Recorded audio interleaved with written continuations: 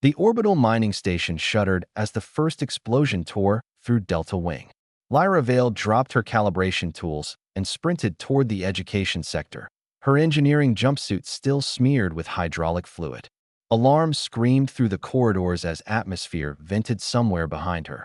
She had 17 seconds, maybe 20, before the cascade failure reached the nursery. The Kriksathi children were huddled in the corner when she burst through the doorway. 7 of them, their crystalline scales reflecting the emergency lights in fractured rainbows. They were the offspring of the station's security contractors, apex predators from a world where evolution had crafted them into perfect hunters. Each cub possessed retractable talons that could shred titanium and jaw strength that exceeded most hydraulic presses, and they were terrified. Miss Vale, the largest cub, Threx, stood protectively before his clutchmates. At only 5 solar cycles old, his instincts already marked him as a leader. The teachers ran. Lyra's heart cracked at the betrayal in his voice. The Kriksathi instructors had abandoned them, fleeing toward the evacuation pods. She understood why. Prey instinct overwhelming duty when death came calling. But these children didn't understand. They only knew they'd been left behind. "I'm here now," Lyra said, voice steady despite the terror clawing at her chest. "Come on, we need to move." The station lurched violently. Lyra stumbled, catching herself against the wall as structural supports groaned. Through the viewport, she saw fire blooming across the station's southern quadrant. The reactor coolant lines had ruptured. They weren't going to make it to the pods. Mathematics and desperation collided in her mind. The nursery had been built with reinforced walls, a safety measure for housing children who could accidentally claw through standard bulkheads during play. If she could seal them in, activate the emergency shields, they might survive the blast wave. Into the sleep chamber now. She herded the cubs toward the reinforced room where they took their rest cycles. They moved with frightening speed, their predator agility carrying them across the floor in bounds that would have terrified her under any other circumstance. Threx hesitated at the threshold. "You come too, Miss Vale." The words hit her harder than the explosion that followed. She should have lied. Should have promised she'd be right behind them. Instead, she met those ancient, knowing eyes that had evolved to track prey across crimson deserts, and simply nodded. "Get in. Stay low." The cubs piled into the chamber. Lyra's fingers flew across the control panel, overriding safeties, routing every available erg of power to the structural shields. The station screamed around them, metal tearing, people dying. She could hear the reactor building toward critical failure. Threx watched her from inside the chamber. Understanding dawned in his expression, the terrible comprehension that she wasn't joining them. That the mathematics of survival only worked if she stayed outside to maintain the shields. "Miss Vale, please," she slammed the activation panel. Defensive barriers snapped into place, creating a pocket of reinforced space-time around the sleep chamber. The energy drain was massive. Warning lights painted her face red as the station's remaining power reserves plummeted.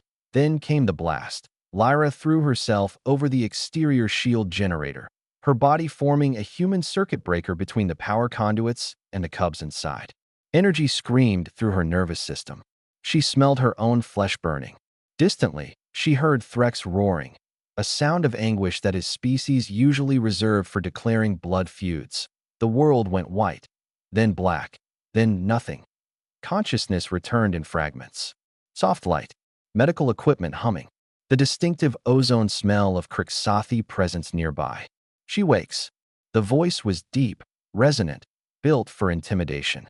But it trembled. Lyra's eyes focused slowly. A adult Kriksathi stood beside her medical pod, massive, armored in ceremonial scales that marked him as high caste.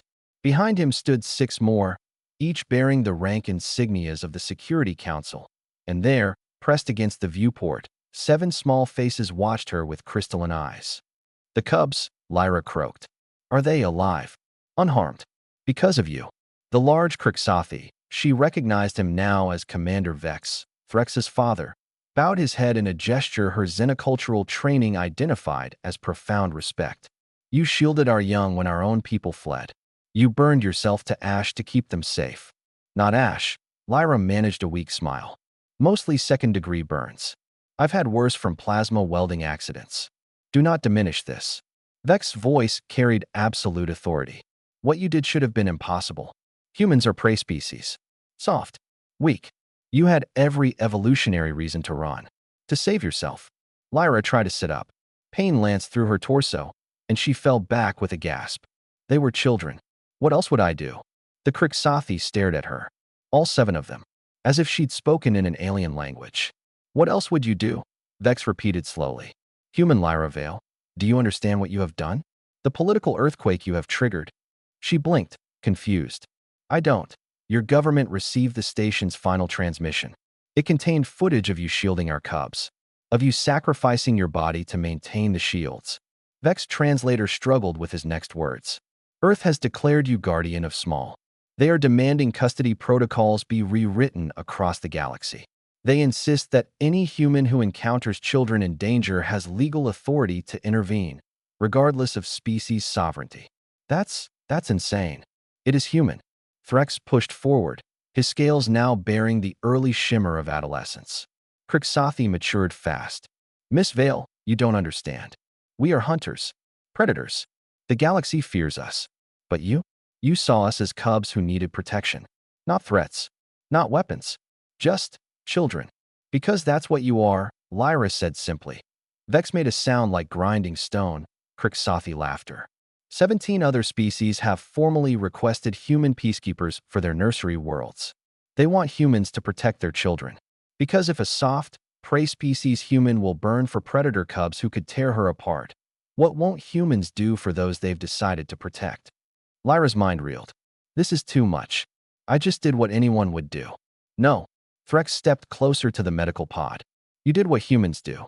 What we're learning you always do. His next words came out in broken English, clearly practiced. Thank you, Miss Lyra, for teaching Galaxy that smallest teeth can have biggest hearts. Through the viewport behind them, Lyra could see Earth rising over the lunar horizon. Home. She'd been recovered from the wreckage and brought to the Luna Medical Station while she healed. And apparently, while she slept, humanity had decided to adopt the galaxy's children. That IT was the most human thing she'd ever heard. You're welcome, Threx.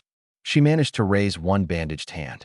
The cub carefully, gently, touched his taloned paw to her palm. All of you. Vex translator crackled. The Krixathi Collective has declared you bloodkin to our species. You will want for nothing. Your protection is guaranteed across our territories. And your people. He paused. Your people have reminded us that civilization is measured not by the strength of its warriors, but by how fiercely it protects its smallest members. HFY. Someone muttered from the corridor. A human nurse, grinning. Humanity, fuck yeah. Lyra closed her eyes, exhausted but content. Somewhere in the galaxy, nurseries were being built with new protocols. Human volunteers were being trained as guardians. Children of 100 species would grow up knowing that if they were ever in danger, a human would come. Not because humans were the strongest, but because they decided that protecting the small was what strength was for, and Earth had declared it so.